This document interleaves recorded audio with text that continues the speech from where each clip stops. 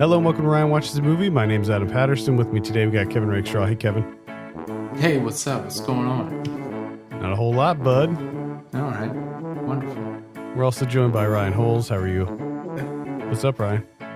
If you're just tuning in for the first time, Kevin and I are challenging ourselves to find movies Ryan likes in the hopes that we will reach a coveted 10 out of 10, which, if you listened to last week, we did.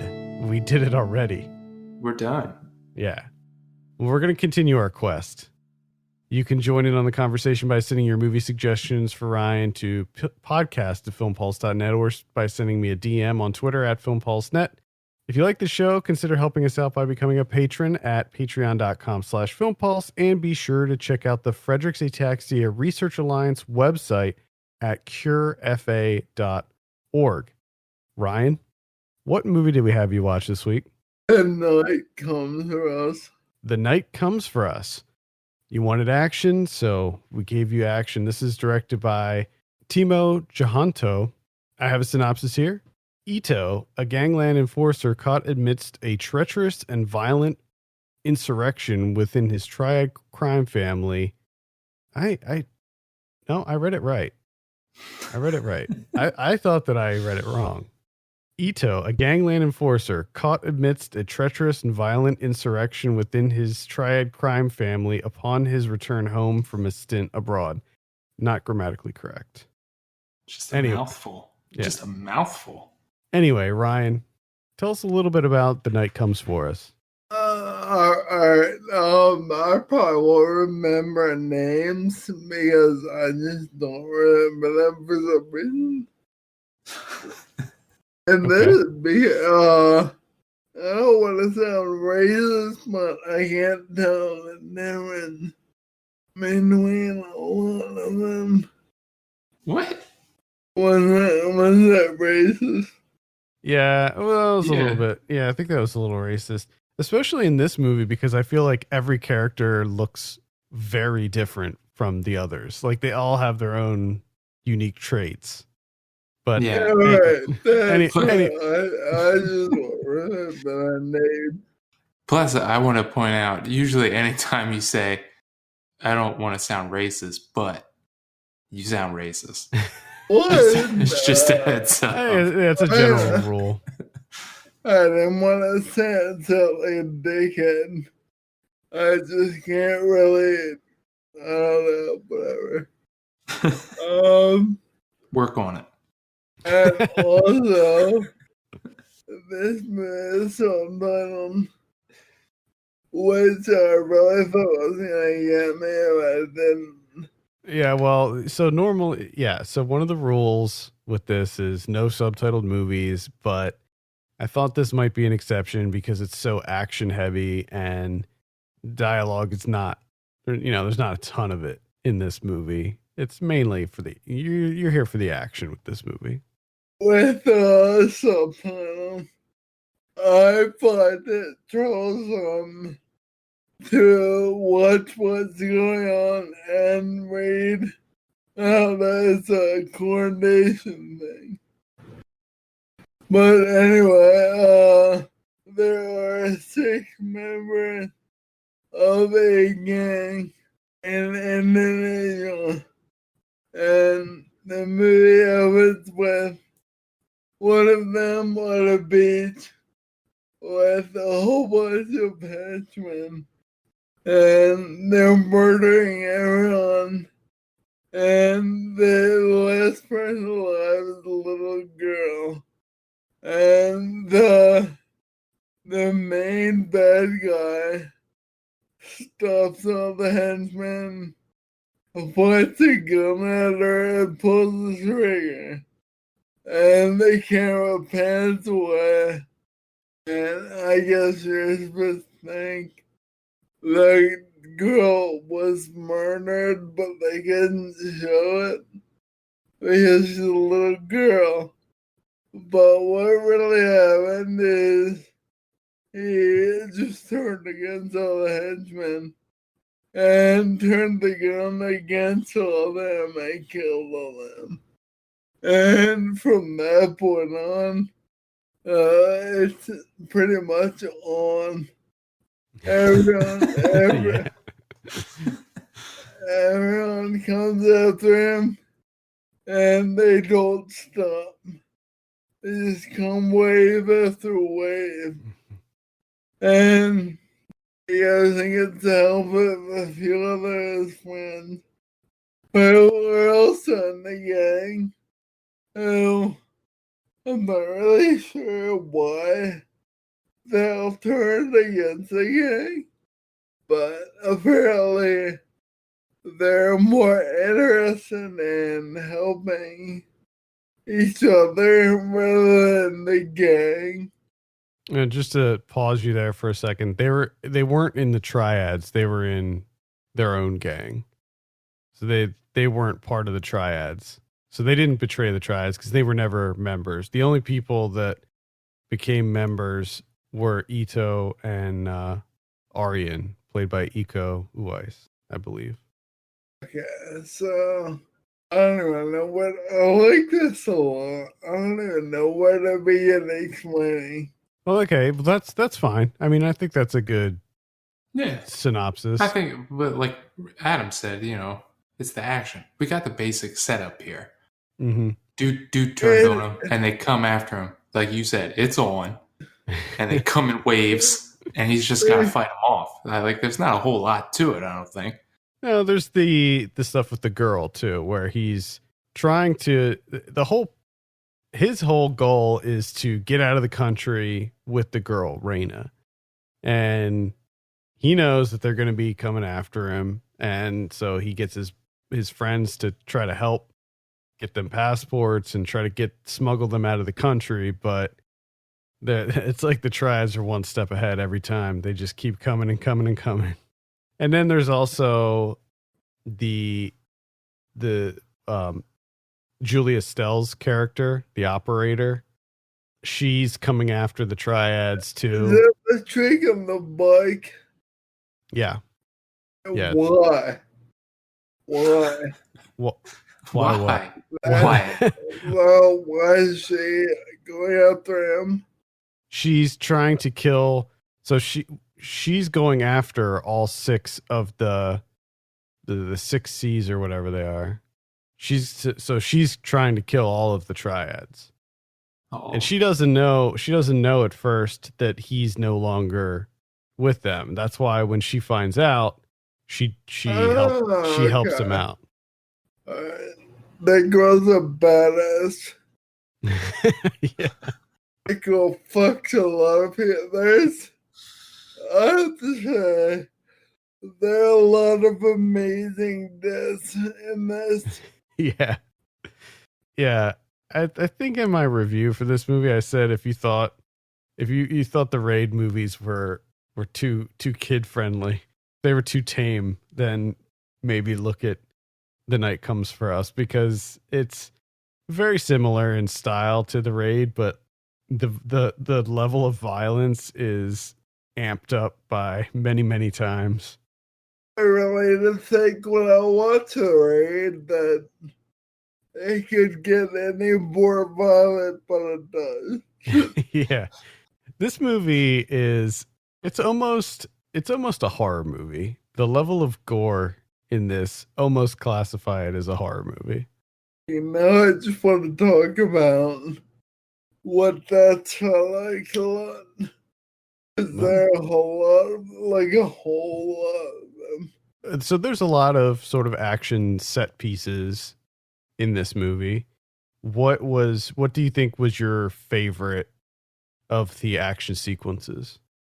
I like when he stabbed the dude in the mouth with the bottle, the entire champagne bottle, and I like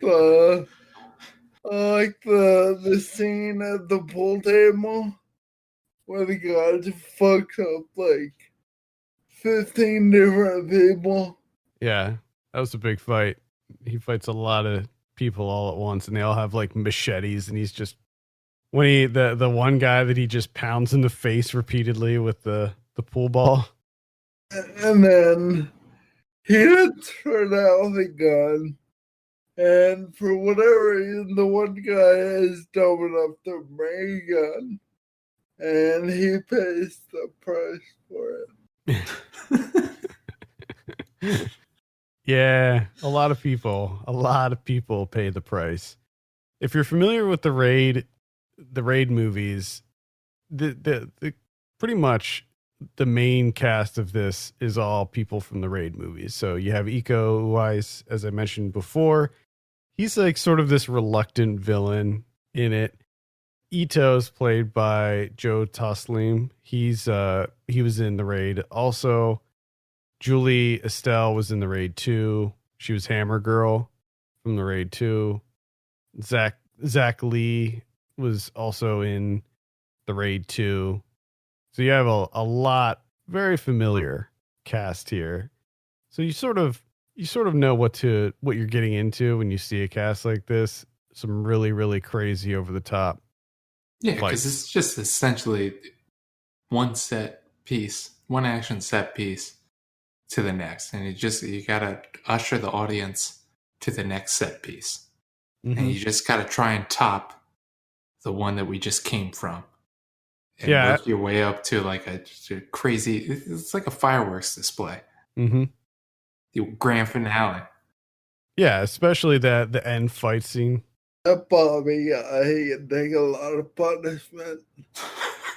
White boy Bobby. Yeah. Yeah, he gets takes a lot of beatings until beat the shit out of people. And he's missing a leg too. So he does it all with a missing leg. I always have a difficult time watching this because so much of the fists are focused on the knees. It's just a lot of leg work. And I'm just like, how are you guys? How are you standing? How are you getting up? How are you doing anything? I don't get it. Yeah, it's pretty brutal. There's a lot of scenes in this that will make you squirm, I think. That just insane. Like the whole butcher shop fight scene, it's just so over the top. Yeah, the box cutter in the mouth. Yeah, the box cutter in the mouth scene. The way he gets out of that. I love it. What are you talking about? What do you yank it out? He just like bites it off. He bites it off. Oh. It makes me cringe even after watching it.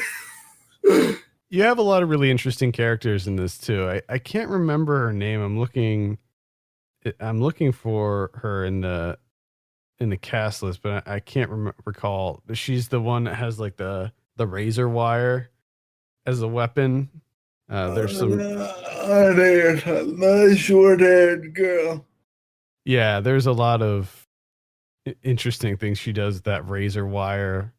I think that lends itself to one of the cooler fight sequences between Julia Stell's character and her, and then the blonde-haired woman with the I don't know what kind of knife that is, but what they call lesbians. They call weirdo lesbians. Yeah, that was one of the few. There were a few humorous scenes, but that was one of the few where you have this like crusty old gangster guy calling the two of them lesbians and then immediately getting mowed down. I liked a lot of the characters, but I think Julia Stell's character is probably the most badass of the bunch. Like the scene when they first come after her and she has like the C4 planted on the wall and just blows the shit out of them. Yeah. Oh, like she a big overseas action girl. She's getting there. She's in a number of things. She's in non-action movies too. She's not in all action movies. She was in Headshot, which was this director's previous film, which was also an action movie. Oh, I forgot about Headshot. Yeah, Headshot was decent. It was alright. Indonesian. Me. French at all. Because does she ever speak French? Yeah. Oh, I don't know. That's That's a weird At some point, it sounds like French. I don't know if she speaks French. I mean, it says here her father is French, but wow, Ryan just picking up on shit. Yeah, I mean, jeez. Now I know she's speaking Indonesian, but I hear a little bit of a French accent in there. I hear a little French twinge in her native Indonesian language. What was funny, there's two girls. It sounded like her and one of them were making friends to each other. I find it odd coming from the guy that I imagine doesn't watch that much foreign language films or TV or media really at all because of the subtitle thing. But here you are picking up twinges of French. You know what? It's the movies called that made it watch the French man. District 13? The free running movies? That's what about him. That's what he's pulling from. Oh my god, that's your reference point. District 13. That's it. That's where his database of French language. That's where you get your French cinema lessons. Hey, from. wait, this sounds like District 13. Wait a second. I recognize that accent. Oh my god. It's incredible. I love it. I love it. So Kevin, you watched this as well? No, I didn't. Oh. Twist. Well, you were talking like the way you were talking. It sounded like you saw it. I watched some of the action clips because I figured that was like the whole thing, anyways. Really, I was gonna say, like, how are you able to like talk about how he removed the box cutter? Because that's like in the final scene of the movie. That was one of the main ones that I watched, and that was the one that, man, that was rough to watch because I have a thing with like table saws, anything with like an open blade moving, any open blade moving just scares the shit out of me.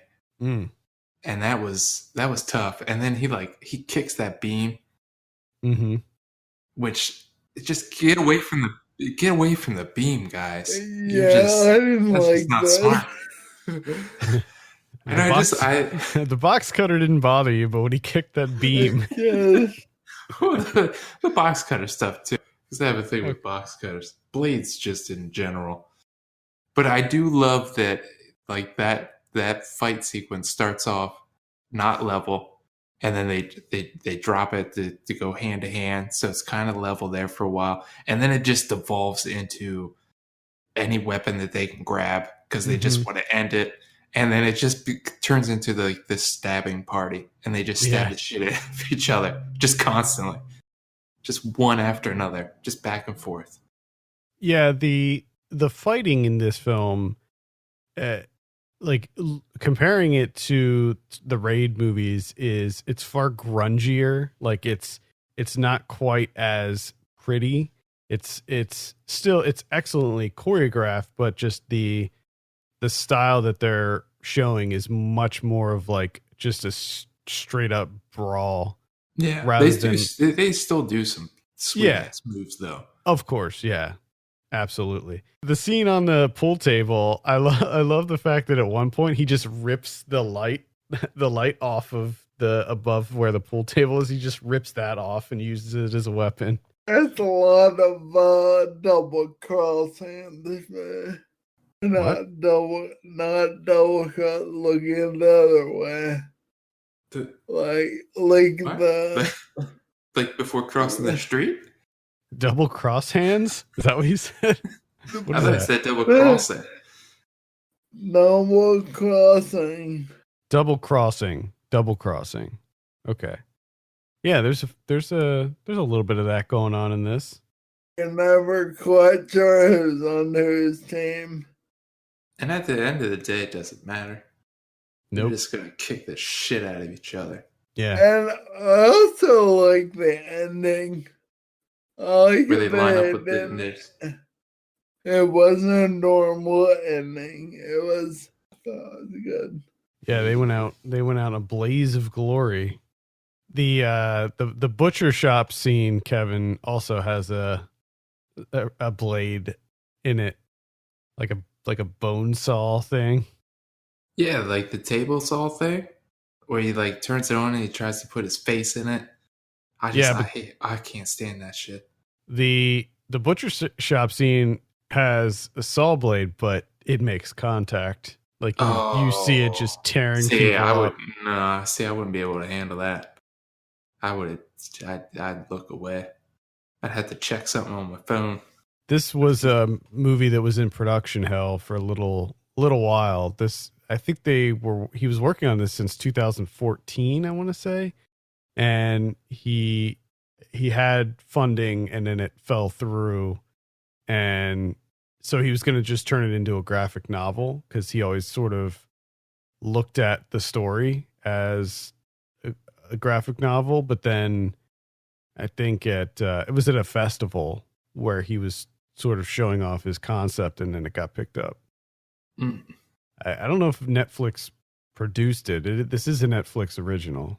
Well, I am curious now to see, because I have an idea, but Ryan kind of surprises me sometimes. So I am curious to see what he thought of this, especially with the whole subtitle thing going on. Like, is that going to affect the rating substantially? And did the subtitle thing play a part in you having difficulty keeping track of the characters? Yes. Okay. Mm-hmm. See, that's kind of understandable because you can't.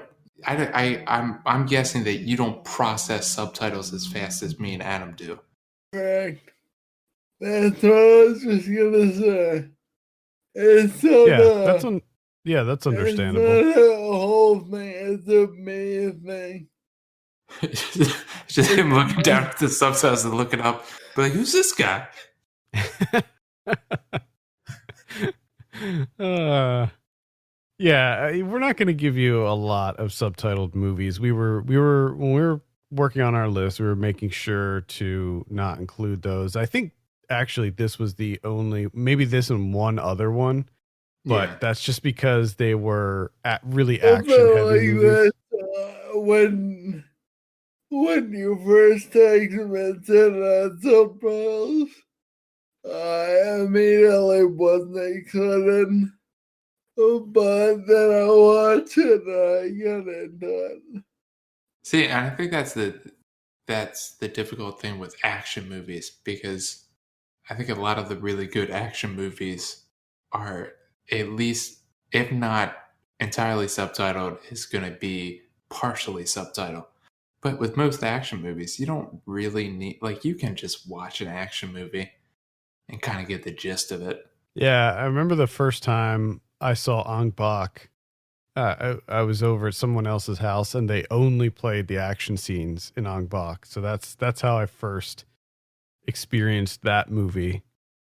Since then I saw the whole thing, but in retrospect, I'm like, I think I prefer the first way I saw that movie.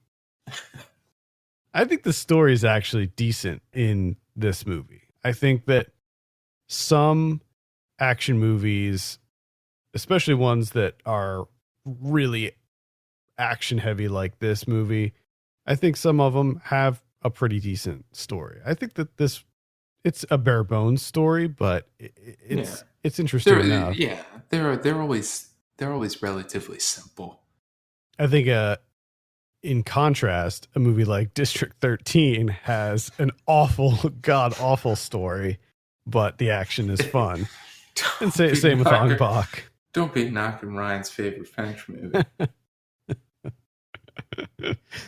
All right, Ryan. Let's give you your drum roll. What do you give The Night Comes for Us? That's an 8 out of 10. See? Nice. That's awesome. I was gonna be immediately a 6. Just subtitles made it a 6 right off the bat. Well, that's what I was thinking with the first two movies. When we were talking about it and discussing it, you were relatively, positive. You would seem to be really into them. And then when it came time for the drum roll, you'd be like 6. So I was really curious to see how this one was going to go. Because again, you seemed really positive, but I didn't know how this whole subtitle thing was going to affect it. They fuck a lot of people up. Yeah. See, I kind of thought, wasn't sure, but I kind of thought that the heavy, brutal action and violence was going to overshadow the subtitles. And I was kind of thinking the same thing. And I think this is, in the way to speak of this, is that it's going to help our algorithm here.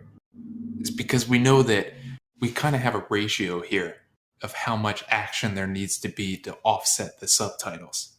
And it's got to be gory, and they got to fuck up a lot of people. It's got to be a high body count. Yeah. Right? The problem with the action genre moving forward is, first of all, I don't think that there's going to be an action movie that's as bloody and violent as this one. So that's going to be hard to top that moving forward. There's one other one that we have on the list that I think is a strong contender. There was a specific reason I didn't pick that one, but that I don't want to divulge to you, Ryan. But there's some other ones that we could include. But man, I don't know. It's gonna be hard to top that. Again, the subtitle thing. I'm learning more and more that it's not everyone's problem, it's a me problem. Yeah. You guys can think and read at the same time, no problem. Yeah, that's understandable. We're not looking down upon you, but I also for that. I also think that with as much trouble as that you had with it, and the fact that you couldn't tell these people apart, is that we could probably wait a couple of months and then just give you this movie again. Be like an all new movie. I still wouldn't remember anyone. Just at one point, you'd be like, "Is she speaking French?" Now, one thing I want to ask, because I know how you watch movies. You will latch on to movies and rewatch them. You're a rewatcher. That's something that, unfortunately, I just can't afford to do. He's been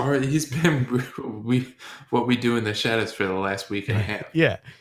So what I want to start doing is, on the movies that you like, I want to start asking you, do you see yourself rewatching this? Is this going to be put into a rotation? Probably.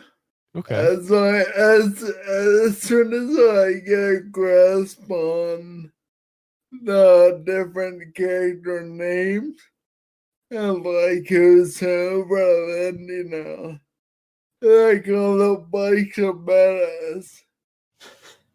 I'll learn their names. Just give them nicknames. That's what I started doing a little. My name makes sense and no one else. I'm not going to put you on the spot with that, but I would appreciate if you would send me a list of the nicknames offline.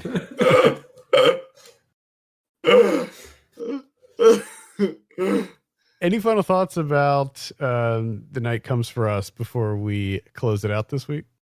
Give it a shot. It's worth it. And it's on Netflix too. So if you have Netflix, you can check it out on there. Hit you with a worth it. Worth it. This is different. It's like the polar opposite of don't even waste your time. That doesn't even apply now on wow. Sorry, I like how you surprised yourself with that sentence. That doesn't apply on this. Just a little quiet. That little quiet wow. Just a second after. Oh, it was the best. Love it. I think that's a perfect place to end it off this week. Thank you so much for listening. You can send us your picks for Ryan and questions to podcast@filmpulse.net. You can follow us on Twitter @FilmPulseNet, @FilmPulseKevin, and @MyLegs.Don't.Work. And if you have a minute, take a look at our Patreon page, patreon.com/FilmPulse. Consider helping us out by becoming a subscriber. For Kevin Rakestraw and Ryan Holes, my name's Adam Patterson, and we'll see you next week. See you later.